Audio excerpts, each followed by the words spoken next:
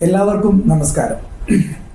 യുവകഥാകൃത്ത് Shri Ranju എംപിയുടെ Charles ഡാർവിന്റെ കണക്ക് പുസ്തകം എന്ന കഥാസമാഹാരത്തെക്കുറിച്ചാണ് ഇന്ന് സംസാരിക്കുന്നത്. ചാൾസ് ഡാർവിന്റെ കണക്ക് പുസ്തകം പന്നി, കൂറ്റ്, ഒടല്, റെസ്റ്റ് ഇൻ പീസ് തുടങ്ങി 9 കഥകളാണ് ഈ സമാഹാരത്തിലുള്ളത്. മിക്കവയും വലിയ കഥകളാണ്. രഞ്ജുവിന്റെ ആദ്യ കഥാസമാഹാരമാണ് ഈ പുസ്തകം. എന്നിരുന്നാലും ഭാഷയ്ക്ക് മേൽ കൈയടക്കമുള്ള ഒരു കഥാകൃത്തിന്റെ വരവ് വിളിച്ചറിയിക്കുന്നുണ്ട് ഈ കഥകൾ.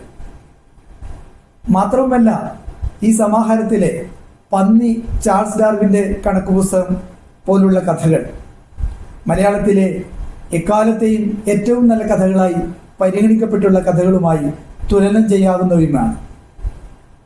ഈ സമാഹാരത്തിലെ എല്ലാ കഥകളെക്കുറിച്ചും ഈ അവസരത്തിൽ സംസാരിക്കണമെന്ന് ഉദ്ദേശിക്കുന്നത് പന്നി എന്ന കഥയെക്കുറിച്ച് മാത്രം സൂചിപ്പിക്കുക. കണ്ടനാർ കേളൻ തെയ്യത്തിന് സമർപ്പിക്കുന്നതിനായി പന്നിയെ പിടിക്കാൻ ഇറങ്ങുന്ന കൊട്ടന്റെ കഥയാണ്. മാതൃത്വം നിഷേധിക്കപ്പെട്ട കൊട്ടൻ കാട്ടിലേക്കിറങ്ങി വേട്ടയിൽ കൊട്ടന് ലഭിക്കുന്നത് അമ്മ കൊല്ലപ്പെട്ട ഒരു പന്നിക്കുഞ്ഞിനെ മാത്രമാണ്.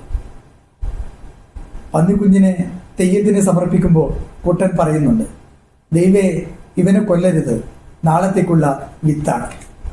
കഥ അവസാനിക്കുന്നത് ഇങ്ങനെയാണ്.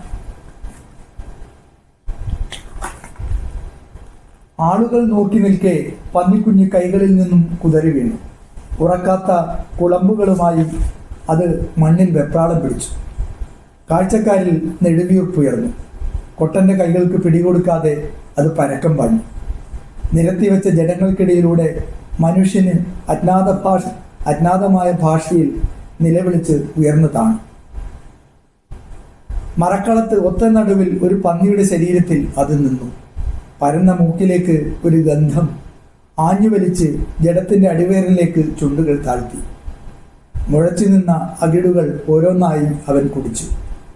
വയറിന് മുകളിൽ കയറി നിന്ന് പാലിനു പകരം വിശപ്പു ചുരന്ന മുലഞ്ഞെട്ടുകൾ വായിലിട്ട് ചവച്ചു. പിന്നെ ആകാശം നോക്കി ദയനീയമായി മുരണ്ടു. കാഴ്ചയുടെ മേൽ ചെണ്ടവാദ്യം പോലും നിശ്ചലമായ ഒരു നിമിഷത്തിന്റെ ശൂന്യതയിലേക്ക് കൊട്ടന്റെ അമ്മേ എന്ന നിലവിളി പന്നിക്കുഞ്ഞിന്റെ വിശപ്പിനെ അതിഭീകരമായി തോൽപ്പിച്ചു. ഈ സമാഹാരത്തിലെ മറ്റ് കഥകൾ വായനക്കാരുടെ ഭാവനക്കും വായനക്കുമായി ഞാൻ വിടുകയാണ്. തീർച്ചയായും നല്ലൊരു വായനാനുഭവമാണ് എം.വി. രഞ്ജുവിൻ്റെ ഈ പുസ്തകം. എല്ലാവരും ഈ പുസ്തകം വാങ്ങി വായിക്കണം എന്ന് ഞാൻ അഭ്യർത്ഥിക്കുന്നു. നന്ദി.